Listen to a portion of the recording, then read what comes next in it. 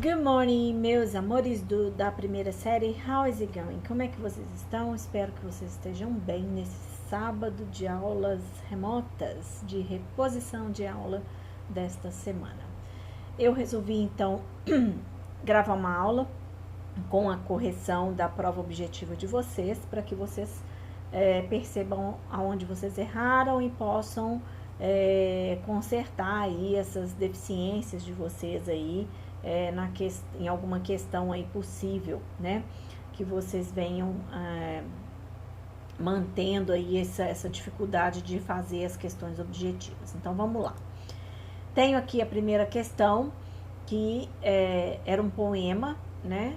E vocês tinham que ler o poema e responder algumas perguntas. O poema chamava Um Mar de Nós, A Sea of We, do Leo Thomas, que era do Léo Thomas, né? E aí ele falava da humanidade, do mar da disparidade, que nos deixou, que era a esquerda versus a direita, que era a paz versus a guerra, a riqueza versus a pobreza, o compromisso versus a guerra, a luta, né? A liberdade versus o controle, e assim por diante, né? Falava do amor, do ódio, dos direitos, né? E da espera, né? Do agora e da espera, enfim. Então, eu tinha lá a seguinte pergunta: de acordo com o autor do texto, as vidas humanas estão entrelaçadas devido a... Então, no meio aí do poema, eu tenho lá bem explícito aí essa parte do entrelaçamento das vidas humanas, que é na penúltima estrofe, onde ele fala careful, cuidado, né? My sisters, my brothers, minhas irmãs e meus irmãos, from another father and mother, de outros pais e mães. Now you not, agora você não. Humanidade is an interwoven tapestry, pull one thread and you unravel. Então, the lives of countless others. Então, o que está dizendo aí, ó? Essa parte que eu coloquei aí em amarelinho, está escrito: a humanidade é uma tapeçaria entrelaçada. Pergunta, né? Puxa um fio e você se desfaz, né? Então, quer dizer, o mundo é feito de todos juntos, né? O que ele quer dizer aí é que todos nós, o mundo, ele precisa de todos nós em união. E se você tirar aquela tapeçaria se desfaz, né? Tudo desmorona, né?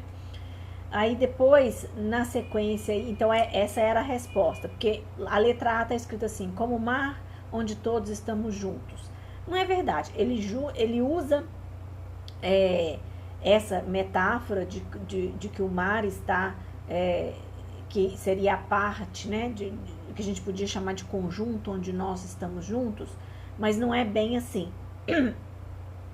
Aqui em cima, no início, ele fala assim: a sea of disparity. Então, é um mar de disparidade, né? Apesar do título do poema ser Um Mar de Nós, né? Mas é um mar de nós de contrários, né? Então, o tempo todo a gente lida com coisas boas, coisas ruins. Então, é um mar de contrários, é um mar de nós, mas de uma maneira diferente, onde somos todos diferentes, né? E aqui nessa parte ele fala exatamente da tapeçaria e fala da importância aí da gente se manter junto com um único objetivo e não nesses contrários que a vida tem, né? Então, seria isso aqui, ó, como uma tapeçaria onde ao puxar um fio tudo pode ser desmanchado, né? Termos os mesmos destinos finais? Não, isso não acontece, né? Ao fator genético que todos nós carregamos? Também não, ele não fala nada disso em momento nenhum, tá? Depois, na segunda questão, ainda sobre o poema acima, responda: o autor deixa seus sentimentos implícitos ao dizer que existe um mar de nós onde estamos todos entrelaçados. Ele já tinha falado da tapeçaria onde a gente estava entrelaçados. E aqui ele fala: only a sea of us and we. Somente um mar de nós e nós, né? Ok? Então, ó, there is no them or they in humanity. Não existe deles ou eles na humanidade. Somente o mar de us, nós, and we, e nós. Então, ele usa o nós de nos aí, né? Nos para conosco e nós de todos nós, né? Enfim, é essa aí, tá? Porque depois as outras ele não fala que a diversidade está presente em todos os lugares. Ele não fala disso, ele não fala de lugar, né? Ele fala de um conjunto como um todo, né? É preciso trazer à tona a emoção da luta. Ele também não diz isso, né? O mar de disparidades não possui anônimos. Também não, porque ele fala que nós somos essas disparidades, né? Então, não é assim não, tá? Então, existe o mar de nós, onde estamos todos entrelaçados. Na própria coisa da tapeçaria, ele fala que a gente está entrelaçado, né? A terceira questão aí, observe a imagem e responda.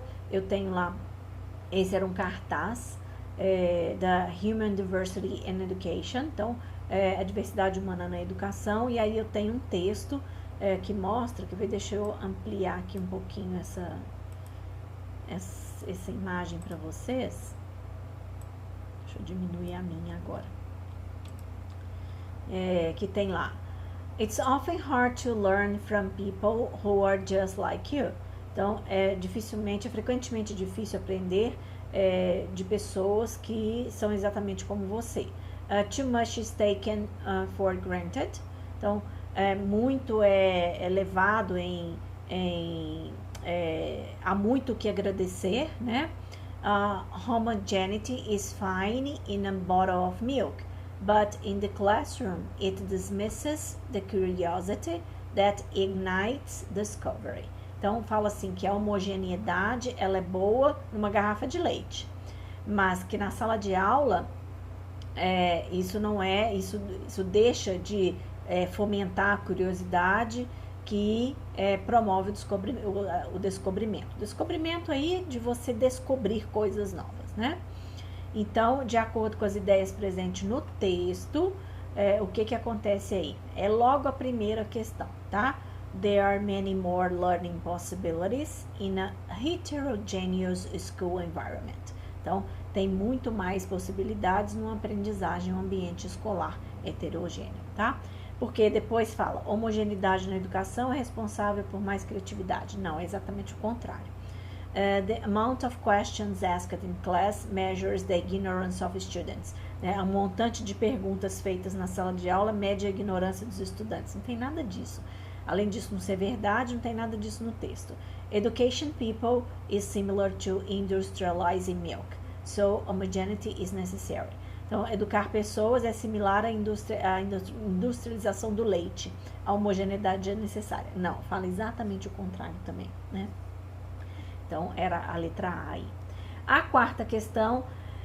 Então, gente, essa era um pouquinho complexa, porque tem aí preposição. Então, preposição é sempre uma coisa mais complexa. Mas, de cara, eu tenho hora.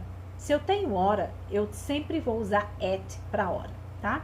I was born at 2 o'clock. Então, se eu tenho 2 o'clock, ó, eu já vou eliminar com at, eu sabendo que para hora eu vou usar at, eu já vou eliminar a letra A e a letra B. Acabou. Então, sobrou para mim a C e a D. At. In the morning, porque para período de dia eu uso in the morning, salvo a noite, que eu vou usar at night, tá? Então, I was born at 2 o'clock in the morning. On Sunday, até agora as duas estão iguais, a C e a D. On Sunday, in April of the year 1958, in a farm, em uma fazenda. Eu não nasci sobre uma fazenda, eu não nasci on a farm, eu não nasci sobre a fazenda, eu nasci em uma fazenda.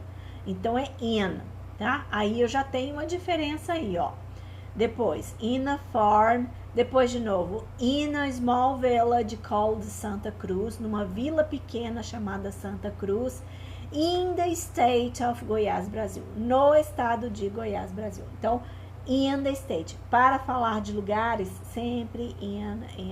Lugares que eu falo de cidade, estado, país, local, por exemplo, numa cidade, num lugar, numa fazenda, num parque, sempre in, tá? O on é de superfície, gente, tá bom? Então, o problema aí foi esse que vocês fizeram, tá? Então, preposição é difícil? É difícil, porque nem sempre casa com a tradução do português. Mas aí, ó, eu já eliminaria 2 de cara por causa das horas, e depois, quando chegasse no a farm, a small village e at the state, era tudo in. Então, não tinha nem que ver. E nós já falamos sobre isso, tá? Choose the right option to complete. Então, escolher a opção mais certa para completar. Então, vamos lá. Sobre as circunstâncias, you must go. So, under the circumstances, you must go on foot. On foot, a pé. Já falamos sobre isso também, né? With foot, com pé? Não. By foot? Não, porque o by, quando eu uso o by para transporte, eu tenho um meio de transporte mecânico, por exemplo, que eu vou usar, mecânico que eu digo assim, com rodas, né? Carro, trem, ônibus, ou então avião, né? Avião tem roda, né, gente? Ele não viaja com roda, mas tem roda para pousar. Até os como é que é? Hidroplanos, né? Que pousam na água, eles também têm a rodinha lá para pousar tanto na água quanto no chão, né? Mas enfim, é um meio de transporte onde eu vou usar um outro tipo de transporte. O meu pé, por exemplo, a pé, as minhas pernas não entram nesse by aí, tá? O on, se fosse a letra C, on the circumstâncias, não dava, porque a gente faz isso no português, sob circunstâncias, né? Sob tais circunstâncias, né? Então, é o under, tá? Sexta questão, read and answer. Sabe o que acontece aqui na 5 e na 4, que é complicado porque é preposição? Não dá pra gente traduzir tudo como se a gente estivesse falando, por exemplo, na língua portuguesa. Não dá pra gente fazer essa equivalência, né? Porque toda língua tem um padrão de estrutura. E é isso que acontece. Então, é isso que vocês têm que aceitar quando vocês estiverem aprendendo uma língua nova. Não fiquem se perguntando por que é assim. Não fiquem se perguntando, mas é diferente, por que é diferente? Mas não faz sentido. Pode não fazer sentido, mas é o padrão da língua. Então, toda língua tem um padrão estrutural e um padrão de sentido também. Então, a gente tem que acostumar. É igual o verbo preposicionado. Alguns verbos preposicionados, eles funcionam diferentes no português. Por exemplo, a gente fala no português assim, depende de. Se eu for traduzir esse de, depende de algo, se eu for traduzir esse de, eu vou colocar um of. Só que o verbo depende, em inglês, depend, ele pede a preposição on. Então, depend on. Então, vai ser sempre depend on. Então, é um padrão da língua inglesa, tá? Eu não consigo fazer a equivalência com o português.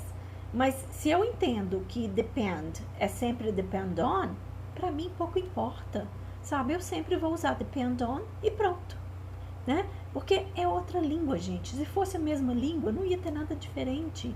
E a gente também não ia falar outra língua. Então é isso, né? Então a gente tem que entender que as coisas funcionam diferentemente, tá? Sexta questão, read and answer. People help a flamingo. Então tem um texto curtinho aí, falando que as pessoas ajudam um flamingo. Tiramos do site News and Levels. Esse site eu falei com vocês dele hoje, News and Levels, que é um site de notícias, e esse texto foi adaptado, que é um site onde vocês podem aprender inglês também, né? Vocês colocam no nível 1, que vai ser mais fácil a leitura, né? O vídeo vai ser um pouco mais devagar, o nível 2 um pouco mais rápido, e o 3 a velocidade normal. Então tem lá, a flamingo at Brazilian Zoo broke its legs. Então, o flamingo no zoológico brasileiro quebrou a perna. Unfortunately, the bottom portion of the leg had to be amputated to stop it from getting infected. Então, infelizmente, a parte de baixo, a porção da parte de baixo da perna dele teve que ser amputada para parar uma infecção que ele tinha pego. The bird received a lightweight 18 cm artificial leg made of carbon fiber. Então, o pássaro recebeu uma perna artificial bem levinha, lightweight, bem leve, de peso leve, né? De 18 centímetros, feita de fibra de carbono. A strong and light material. Então, um material leve e forte. With silicone ends. Então, com as pontinhas de silicone no final. The flamingo still limps a little. Limps a little, ele manca. Então, ele continua a mancar um pouco. But it's becoming more comfortable with its new body part. Mas ele está começando, né? Está se tornando mais confortável com essa nova parte do corpo dele. It can already put the leg under its body. Ele já pode, ele já pode colocar a perna dele abaixo do corpo, porque o flamingo faz isso, né? Ele descansa uma perninha e recolhe ela, esconde na barriguinha ali, depois ele troca, ele faz essa troca de perna o tempo todo, né? Something that flamingos often do, algo que os flamingos com frequência fazem, né? E aí pergunta então, o flamingo mencionado no texto, vamos ver as que não são certas. Quebrou a perna ao tentar fugir do zoológico. Não, mas não aconteceu. Tenta esconder a perna artificial devido ao silicone. Nada a ver. Adaptou-se completamente à perna artificial que lhe foi implantada. Ele não se adaptou completamente. Ele fala lá que ele ainda manca um pouco. Então, é exatamente a letra A. Ainda está mancando um pouco devido à perna artificial implantada. Se ele tivesse completamente adaptado, não teria isso aí, ó. The flamingo still limps a little, né? Tá bom? Então, é exatamente isso. A sétima questão, choose the right option to complete using phrasal verb. Phrasal verb, gente, nós falamos de phrasal verb, falamos do get um monte de coisa, e de acordo com a sentença, we will at the next station. Next station, eu só posso falar ou de pegar um trem ou um ônibus, qualquer coisa, ou de saltar do trem ou do ônibus. Então, got on não é, got over não é, got off tem o sentido de saltar, né? Sair de algo, tá? Então, é esse aí. Não tem nem muito o que explicar, porque phrasal verb é phrasal verb, a gente não tem explicação para phrasal verb, basta que você saiba o significado e use na sentença.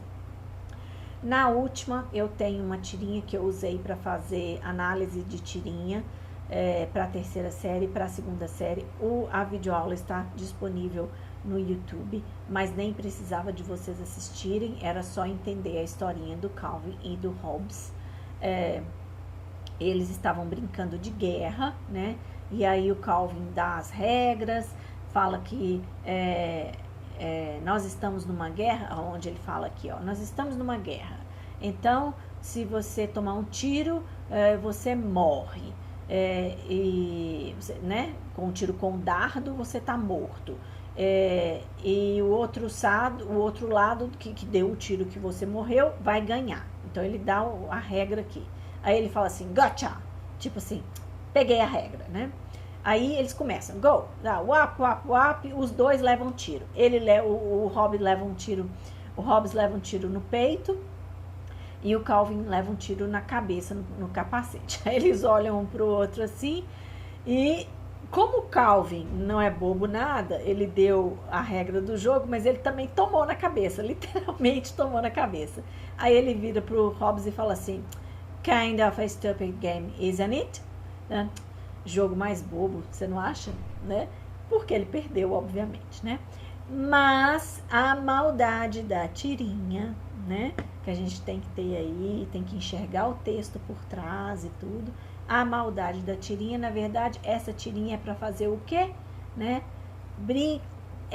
O cenário é igualzinho de uma guerra, né? Então tem lá pessoas de um lado que querem paz, outras pessoas que não querem. Na segundo quadrinho ele fala assim, to few role models. Então,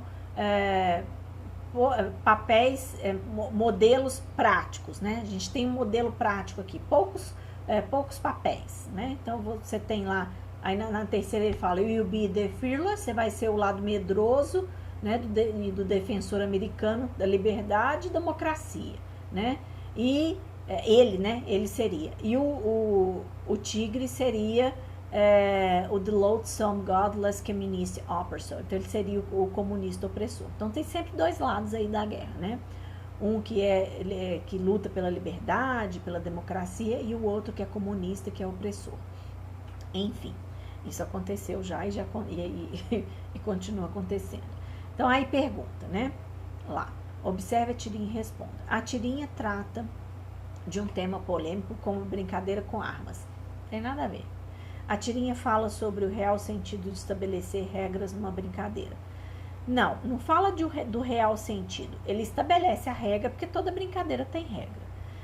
A tirinha fala, a letra D, a tirinha fala da desvantagem de uns e vantagem de outros numa brincadeira.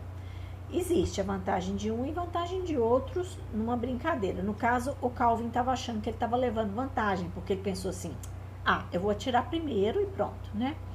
Mas não era isso. Na verdade, a tirinha é uma crítica à guerra, porque chega no final, morre um tanto de gente, você simplesmente luta por uma coisa que é irreal, que é um poder, uma coisa que não faz o menor sentido, e aí ele, com uma simples frase, ele faz uma crítica, né? It's a kind of. É tipo um jogo estúpido, não é? Que é o que é a guerra. É uma grande brincadeira, entre aspas, que não é brincadeira, muito estúpida, não é?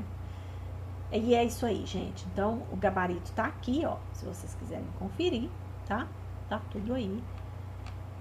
Espero que vocês tenham ido bem, tá? Espero que eu tenha esclarecido aí todas as dúvidas de vocês. See ya, guys!